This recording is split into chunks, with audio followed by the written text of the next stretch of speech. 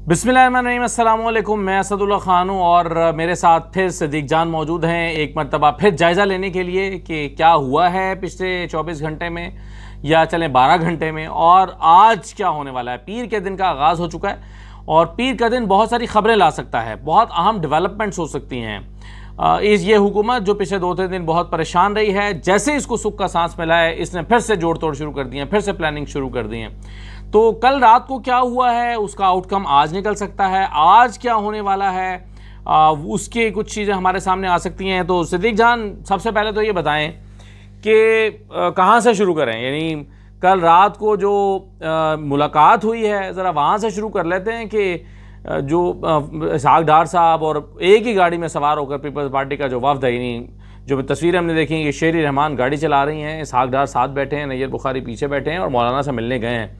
2-3 दिन से ये मुलाकातें सब भूले हुए थे, लेकिन जैसे ही एहतजाज ख़त्म हुआ है दोबारा से वो एक्टिव हो गए हैं और फिर से आईनी तरमीम की बातें शुरू हो गई हैं। तो मौलाना फजल रहमान फिर ख़बरों का मरकज़ बन गए हैं। क्या होने जा रहा है? देखें, अभी तो हम प्रेडिक्ट नहीं कर सकते कि आज का दिन बहुत इंपॉर्टेंट है, और हमने कल बताया था कि आज यानी सोमवार, मंगल, बुध, जुमेरात को क्या कुछ होना है। और यानी आज 7 अक्टूबर है, 7, 8, 9, 10 अक्टूबर रात 12 बजे तक जो होना है होना है, उसके बाद नहीं होना। और उसके बाद फिर SEO के ऊपर काम शुरू हो जाएगा। 11, 12, 13, 14, 15, 16 इन 6 दिनों में तो कुछ और नहीं होगा। जब कुछ और नहीं होगा 16 तक, तो फिर क्या 17 को होगा? फिर PTI नहीं होने देती, किसी सूरत नहीं होने देती अगर मामला 17 तक चला गया तो। लिहाजा दिन यही है। ज़ाहिर है अगर आप पिछले 12-14 घंटे की बात करें, तहरीक इंसाफ को बहुत बड़ा सेटबैक हुआ, अली मीन गंडापुर साहब वाला और उनकी तकरीर वाला। लेकिन असल तो आज खबर आएगी अडियाला से। जो खबर आनी है वो अडियाला से आनी है। इमरान खान साहब क्या कहते हैं देखें। इमरान खान साहब अगर तो अली मीन गंडापुर साहब के हवाले से मतलब उनके हक़ में 100% बयान देते हैं, इसका मतलब यह है कि जो अली मीन गंडापुर साहब ने किया है वो उनकी रजामंदी से किया है। और अगर वो कुछ सख्त पैगाम दे देते हैं और वो कहते हैं कि दोबारा निकलो, पहुँचो, फिर क्या अली मीन गंडापुर नहीं निकलेंगे? निकलेंगे। अली मीन गंडापुर निकले ना निकलें, KP के मिनिस्टर सारे वो निकलेंगे। तो सारी की सारी चीज़ डिपेंडेंट है आज अडियाला में क्या होगा, अडियाला से क्या खबर आएगी, अडियाला से क्या पैगाम आएगा, इमरान खान मीडिया से गुफ्तगू क्या करते हैं। क्योंकि इमरान खान साहब जो हैं वो ज़ाहिर अखबार पढ़ चुके होंगे और उन तक सारी बात पहुंच चुकी होगी। ये भी हो सकता है कि आज हेयरिंग ही ना होने दी जाए और आज कुछ भी ना हो अडियाला में, और मामला जो है वो बगैर कार्रवाई के आगे बढ़ जाए, ताकि ना मीडिया वहाँ पर हो, ना वकला वहाँ पर हो। तो सारी नज़रें आप जो हैं वो अडियाला पर हैं। जो भी खबर आनी है वो अडियाला से आनी है, कहीं और से नहीं आनी। और ये बात आपकी दुरुस्त है कि बड़े अरसे बाद जो है वो इमरान PTI के ये एहतजाज तो अभी जारी है। यानी जो अली मीन गंडापुर साहब की स्पीच के बाद ये हुकूमती टीम मौलाना साहब के पास गई, जो कि पहले नहीं जा रहे थे। और ज़ाहिर है इस वक्त ये सहूलतकार बने हुए हैं काजी फैसल साहब के। ये ज़रूर है कि कल रात देखें, ये जैसे स्टॉक एक्सचेंज ऊपर नीचे जारी होती है ना, तो इसी तरह से काजी साहब के भी एक्सटेंशन के मामलात ऊपर नीचे हो रहे हैं। लेकिन कल रात को जिस तरह से अली मीन गंडापुर साहब ने खिताब किया, उसके बाद फिर एक हुकूमत को उम्मीद पैदा हुई और इसीलिए हुकूमती टीम जो है वो काजी फाइज इसा की एक्सटेंशन के लिए मौलाना के दर पे गई है।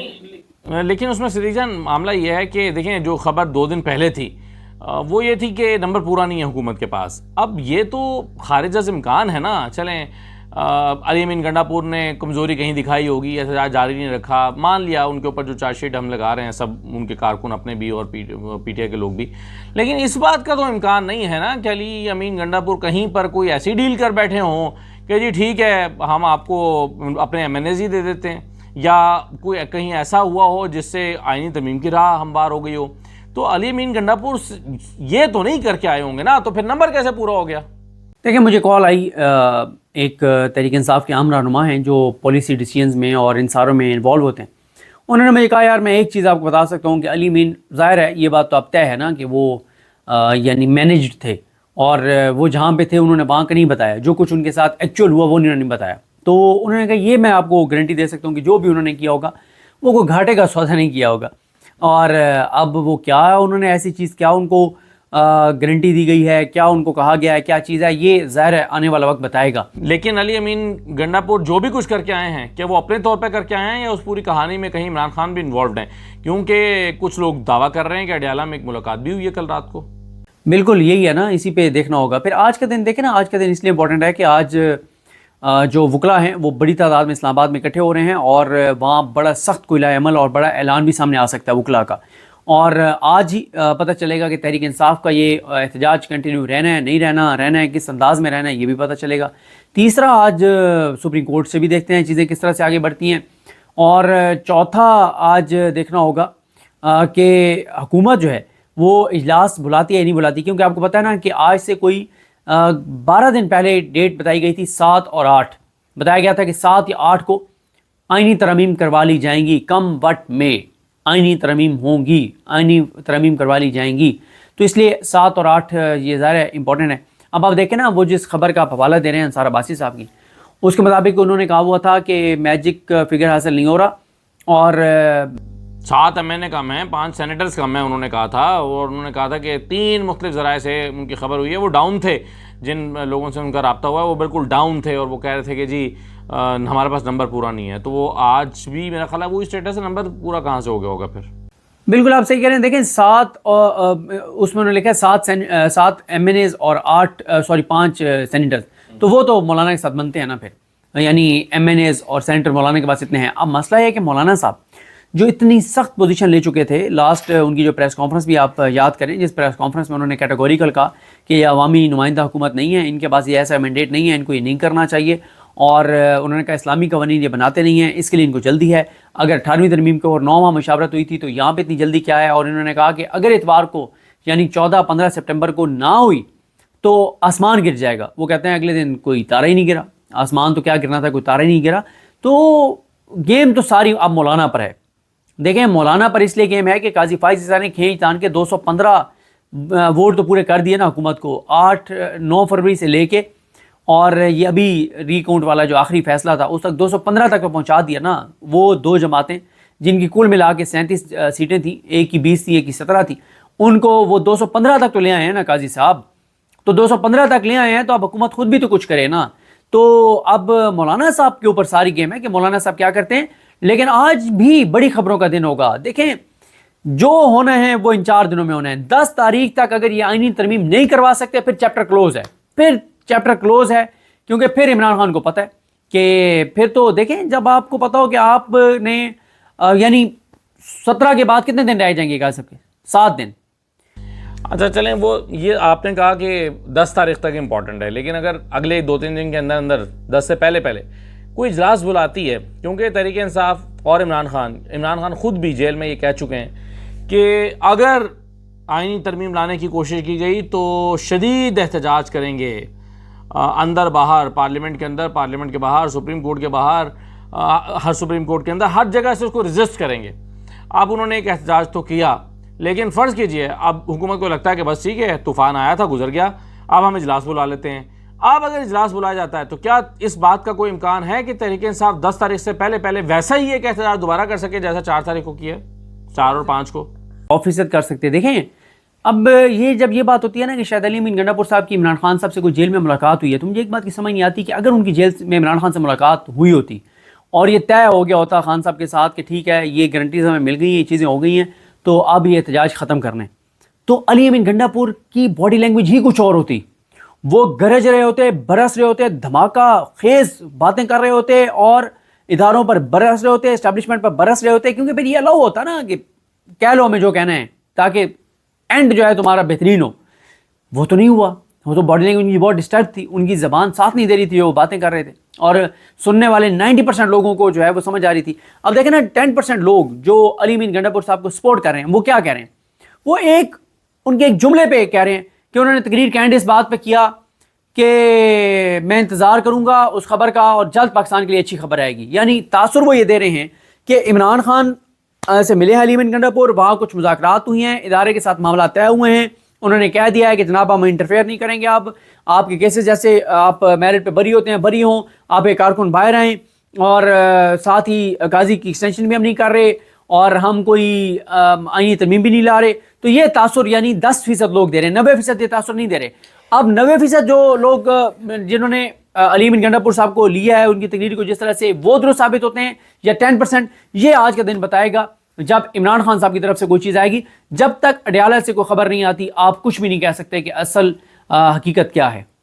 وہ احتجاج جو کال آف نہیں کیا گیا ابھی تک، اس احتجاج میں ہم نے کل شام کو بھی دیکھا کہ لوگ اپنے طور پر نکلے. عامر مغل نکلے، نعیم پنجوتا نکلے، کمل شوزب آئی ہوئی تھیں، اور بھی کچھ لوگ تھے، نعرے لگا رہے تھے، شوکت بسرا تھے.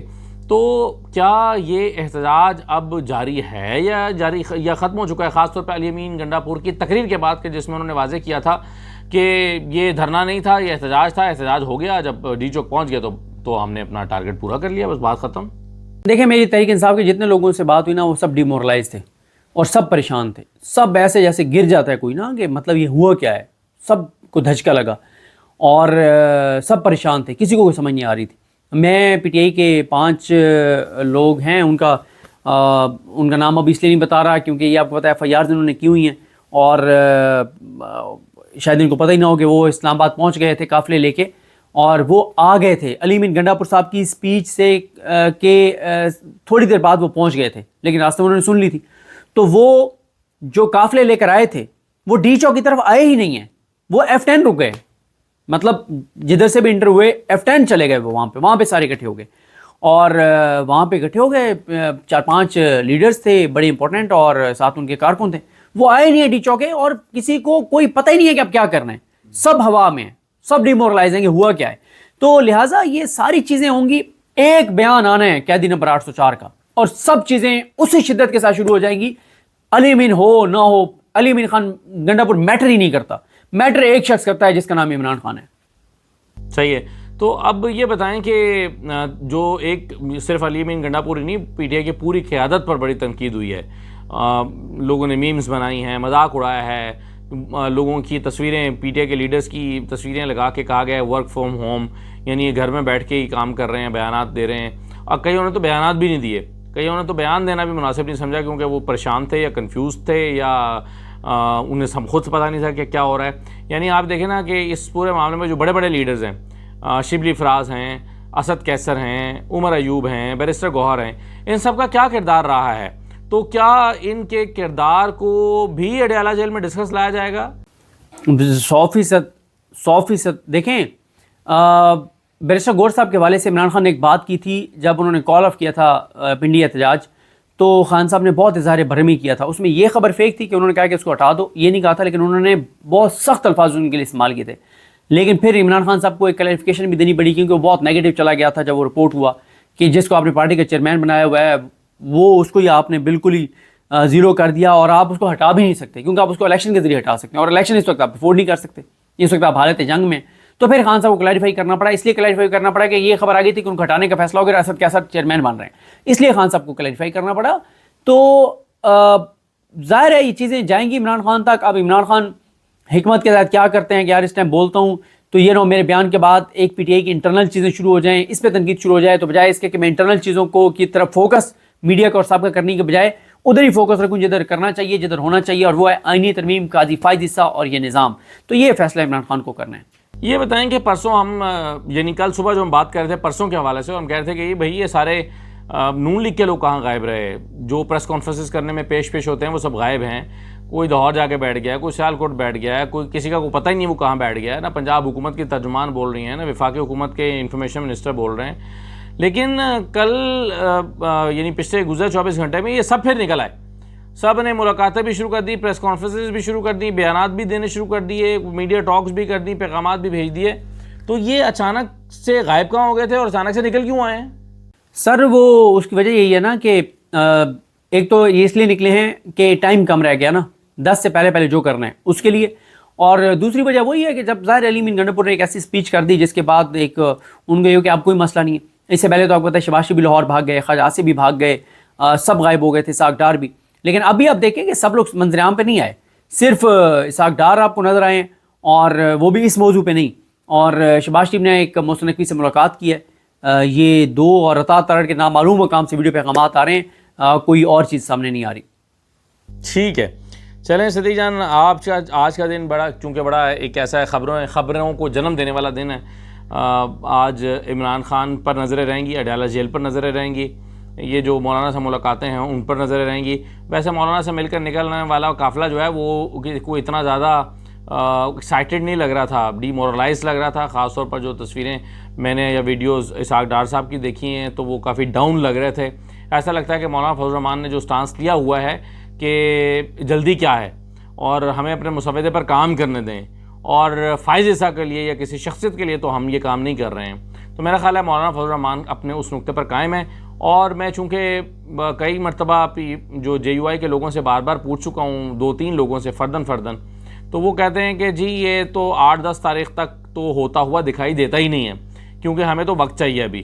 تو لگتا ہے کہ مولانا اپنے موقف پر قائم ہے. لیکن جو آپ نے کہا اور میری بھی یہی اسیسمنٹ ہے کہ چونکہ احتجاج تو تھا آئینی ترمیم کو روکنے کے لیے، تو اگر آئینی ترمیم ہوتی ہوئی نظر آئے گی تو پھر احتجاج کی کال بھی دوبارہ دی جا سکتی ہے، اور علی امین گنڈا پر کی مجبوری ہے کہ وہ نکلیں دوبارہ. اگر ان کو کہا گیا کہ نکلیں تو پھر ان کو نکلنا پڑے گا، اور ان کے پاس کوئی دوسرا راستہ نہیں ہے. تو آج کے دن پہ نظر رکھتے ہیں، دیکھتے ہیں کیا ہوتا ہے. بہت شکریہ صدیق جان آپ کا.